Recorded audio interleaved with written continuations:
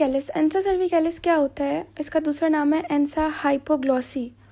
Simple, जब nerves इकट्ठी हुई हुई हैं एक जगह पे तो उसको हम कह देते हैं एक लूप ऑफ नर्व्स है, इकट्ठे हुए हुए लूप्स, नर्व्स, एक्यूमुलेशन है नर्व्स की, उसको हम एंसा सर्विकैलिस कह देते हैं। ठीक है। Ansa cervicalis is a loop of nerves that are part of C1, C2 and C3, cervical 1, cervical 2, cervical 3। और C1, C2, C3 के कौन से रेमाए होंगे? वेंट्रल रेमाए होंगे।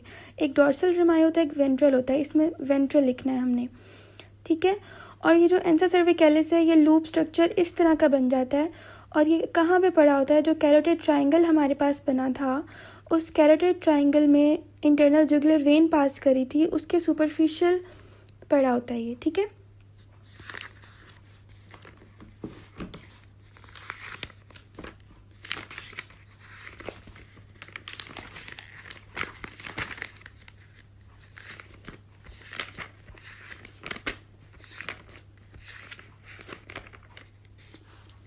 यहाँ पे बन रहा है हमारे पास कैरोटिड ट्राइंगल, ये वाला।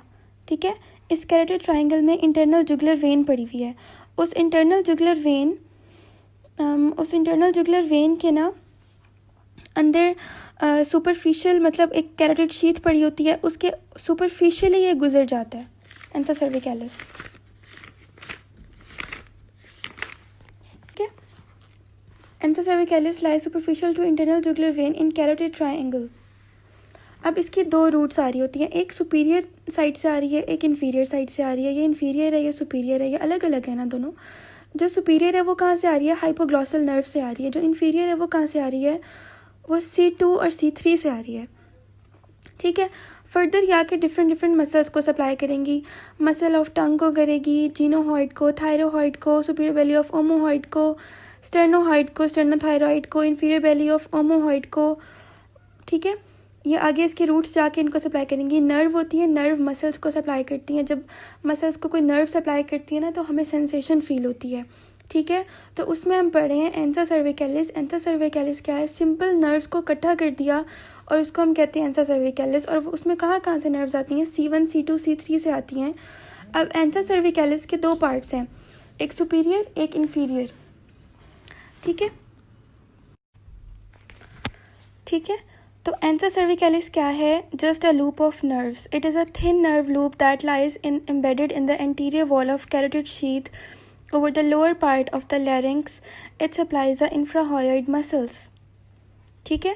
मसल्स को कैसे सप्लाई कर रहे हैं वो मैंने आपको इस डायग्राम से बताया, और ये anterior wall of carotid sheath पे होता है, वो पिछले डायग्राम से बता रहे हैं। और ये लूप ऑफ नर्व्स होता है सिर्फ। ठीक है। अब आगे देखते हैं। It is formed by superior and inferior root. ये भी मैंने बता दिया कि सुपीरियर रूट है, ये इन्फीरियर रूट है। जो सुपीरियर रूट है उसमें क्या है, उसकी एक्सप्लेनेशन देख लें और इन्फीरियर रूट की एक्सप्लेनेशन देख लें। Superior root is the continuation of descending branch of hypoglossal nerve. Its fibers are derived from first cervical nerve. This root descends over internal carotid artery and common carotid artery. Inferior root or descending cervical nerve is derived from C3 and C2. As this root descends, it winds around the internal jugular vein and then continues anterior-inferiorly to join the superior root in front of common carotid artery.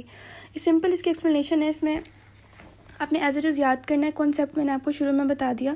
Superior root की distribution किधर है, inferior root की किधर है, ansa सर्विकैलिस के किधर है। जब वो सुपीरियर रूट और इन्फीरियर रूट कह रहा है और फिर एंसा सर्विकैलिस कह रहा है, इसका मतलब ये है कि सिर्फ यही कहाँ पे जा रहा है और सिर्फ ये कहाँ पे जा रहा है। और जब ये दोनों मिक्स होते हैं तो एंसा सर्विकैलिस बन जाता है।